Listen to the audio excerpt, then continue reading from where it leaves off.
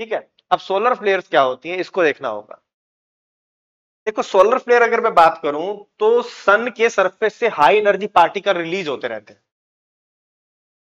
सूर्य जो है उसकी सतह से हाई एनर्जी पार्टिकल, ज्यादातर प्रोटॉन और इलेक्ट्रॉन, उससे उत्सर्जित होते रहते हैं, जिनकी स्पीड बहुत तेज होती है, 500 किलोमीटर से लेकर 800 किलोमीटर प्रति घंटा।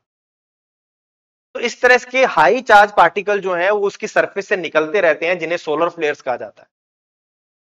और इनके साथ साथ लाइट भी होगी, इनके साथ उनका मैग्नेटिक फील्ड भी होगा। तो मुख्य रूप से जो हाई एनर्जी पार्टिकल सन की सरफेस से उत्सर्जित होते रहते हैं उन्हें हम कहते हैं सोलर फ्लेयर, और इनमें मुख्यतः प्रोटॉन और इलेक्ट्रॉन होते हैं।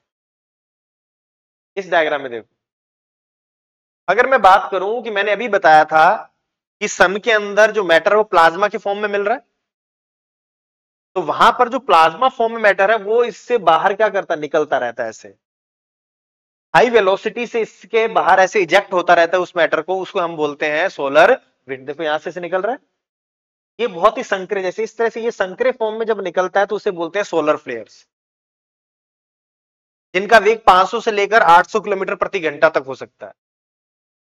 तो सूर्य की सतह से, सूर्य की सरफेस से जो हाई एनर्जी पार्टिकल रिलीज होते हैं या इजेक्ट होते हैं उन्हें हम कहते हैं सोलर फ्लेयर, जिसके अंदर मुख्य रूप से प्रोटॉन और इलेक्ट्रॉन होते हैं।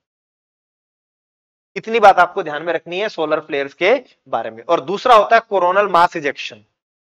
अब कोरोनल मास इजेक्शन का मतलब, ये देखो ये कोरोना जो सबका सबसे बाहरी पार्ट होता है, मैंने बताया इसमें के अंदर भी क्या मिलेंगे आपको, वही चार्ज पार्टिकल मिलेंगे।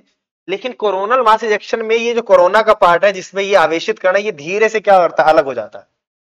सोलर फ्लेयर्स की स्पीड बहुत होती है, लेकिन कोरोना जो मास इजेक्शन जो होता है उसमें वो एक क्लाउड के रूप में, एक बादल के रूप में अलग हो जाता है पूरे के पूरे सन से। यहां से एक क्लाउड का बनेगा, क्लाउड के रूप में धीरे धीरे वो यहां से अलग हो जाएगा। इनकी स्पीड सोलर विंड जितनी नहीं होती, तो दोनों में अंतर है। सोलर विंड थोड़े संकरे भी होते हैं, उनमें चार्ज पार्टिकल की स्पीड भी बहुत ज्यादा होती है, लेकिन यहां पर ये क्लाउड के रूप में अलग होता है कोरोनल मास इजेक्शन।